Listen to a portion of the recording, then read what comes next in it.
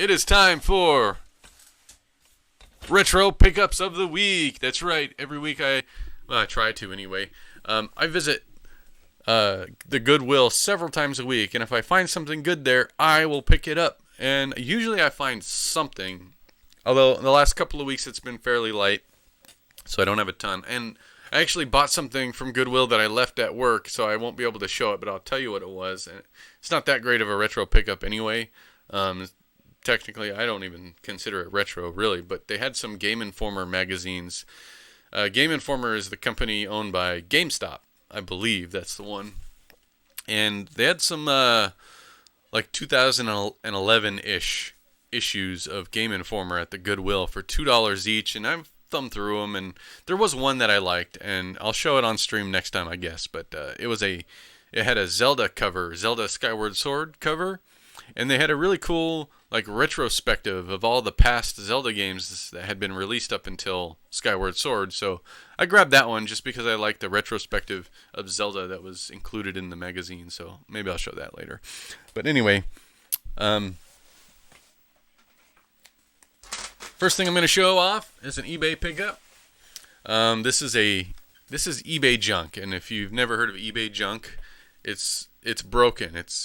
It's broken, and you buy it because you think you can fix it or maybe flip it or something. And I bought this non-working Game Shark for the Nintendo 64, and I thought, it's cheap. It was $10, and I thought, I've had success fixing retro junk before, and maybe I can fix this. And spoiler alert, I did not fix this. So these Game Sharks, they can corrupt their own data if you're not careful. Apparently that's a thing that can happen. But there's a way to fix them, and you can fix them by plugging in certain games to them. There's a lock code. There's Nintendo 64 lock codes. They're lock. Well, I tried cleaning the pins already. So it's not the pin. Well, maybe, but I tried cleaning them. So there's several different lock codes that you enter into the Game Shark, and the lock codes work with a number of games, but if you pop in a game that doesn't work with that lock code, it won't boot up. And what you need to do is boot up the game that the lock code does work on, and then change the lock code to work on one of the other games.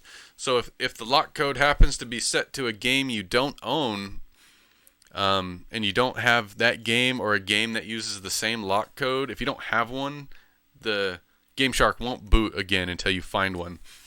Well, I've got over 50 Nintendo 64 games, and I tried all of them, and none of them would boot the Game Shark. So I contacted a friend at work who also collects Nintendo 64 stuff, and I asked him if he has a Game Shark, and he said, yeah, he does. So I said, well, I'll give you mine, or I'll let you borrow mine, and if you'll see if you can... I skipped a spot. If you connect a Game Shark to another Game Shark, that's supposed to unlock all Game Sharks. So I gave it to him to hook up to his Game Shark, and he said that it did the countdown timer, which it's supposed to do when it works. He said it did that, and it appeared to be working, but when he tried to boot it alone with a game, it still wouldn't boot. So I don't know. I don't know if there's a way to get this to work. There's another version of the Game Shark out there that has a parallel port on the back to plug it into a computer.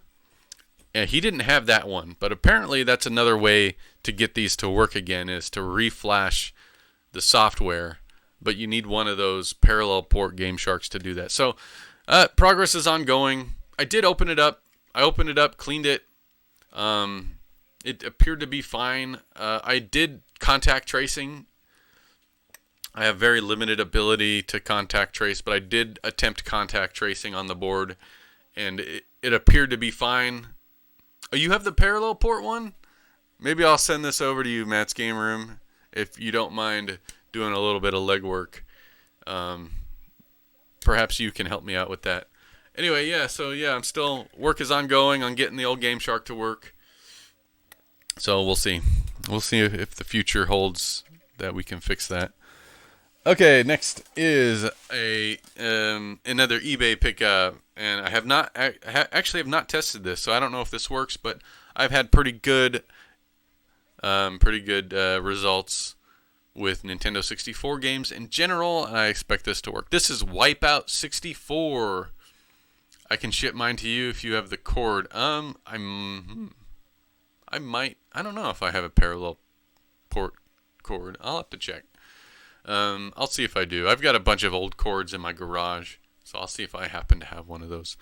Wipeout 64. So this is a port of the PlayStation game Wipeout, which I have played, but I've actually never, ever played the Nintendo 64 version of Wipeout. I don't think I've even played this on an emulator before, Wipeout 64.